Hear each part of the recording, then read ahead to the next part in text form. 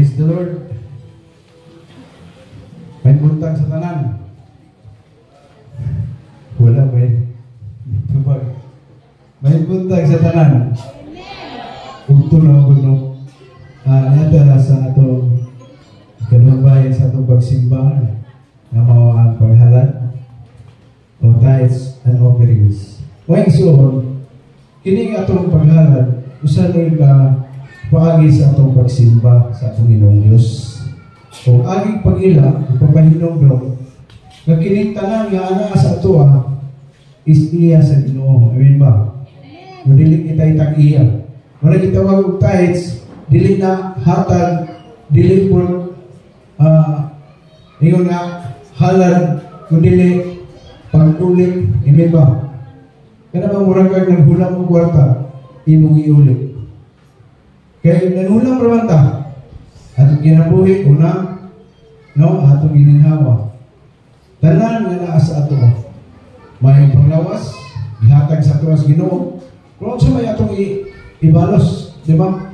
Muna ang siya ang pag-ulit, muna siya ang tithes na nangingon sa Biblia. No? Pero kanang halad, muna sugyot sa mong kasing-kasing. Amen ba? Uy, sorry. Nanawag ka.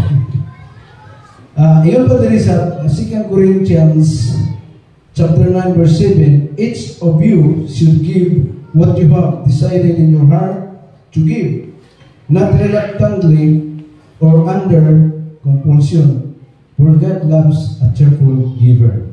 No? Sa morning yun sa 2 Corinthians.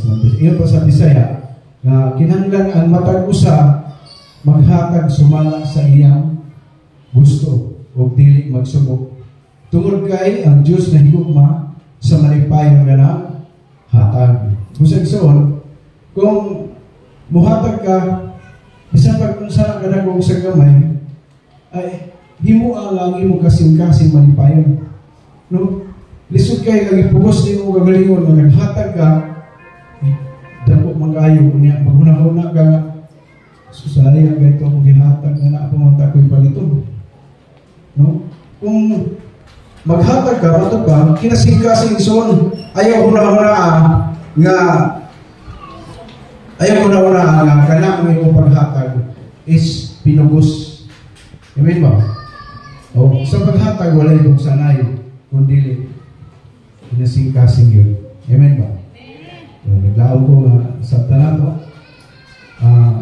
Ang atong muli atong tithes, offerings, sa matong basket na atong sa San Fernando. Kinahanglan nga pahinduman kita na pirmi kada simba may isuon. Kay kung muhatag ta, di ba? Muhatag ta sa atong isig ka tao, mutabang ka sa mga kaigsunan, labi na ang San Fernando. Ingat pa ang Ginoo. Kung bisan pag nagpainom ka lang mo gamay tubig, no? Anang akong tinunan, gibuhat ni mo ni para sa ako. So, kanang atong paghatag, dili mo lang na pagbuhat na para lang sa mga tao, no? Gihimo na ito na tulog kay mao na ang kabubuton sa atong Ginoong Jesucristo. Amen. Kung muna itong, bisa kung sa inyong ihulog niya, tinagpaman ba?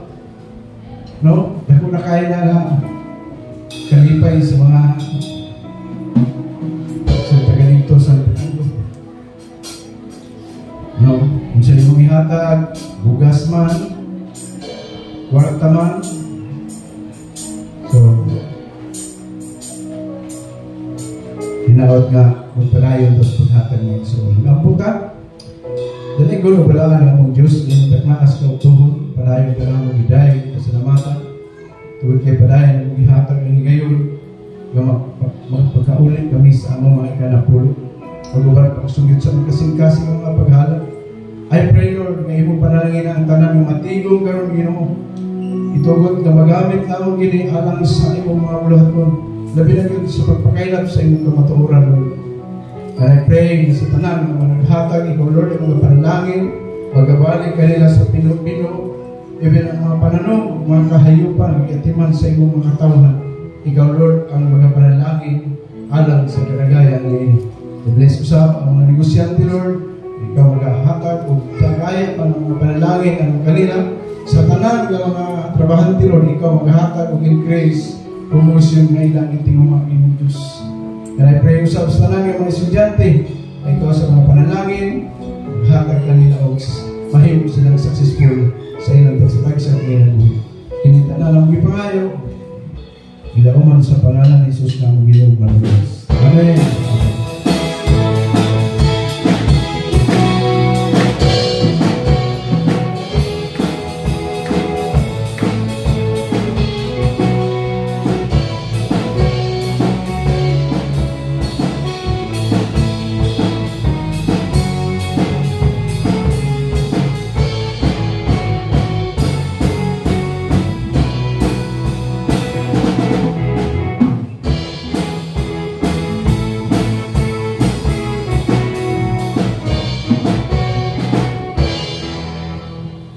God, isa ka tamato sa ato ang closing song and prayer sa pinaka-importante nga pahibalo sa ato is karon